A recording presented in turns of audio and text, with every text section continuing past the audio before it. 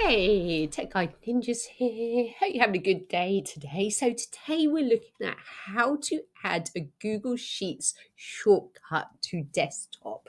So to start with, open up your Google browser. There we're going to click on the Google Apps tab and scroll down to Google Sheets.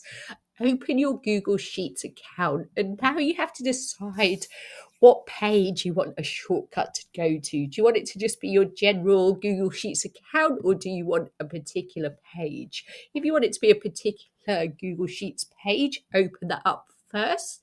If not, just leave it on your main Google Sheets account.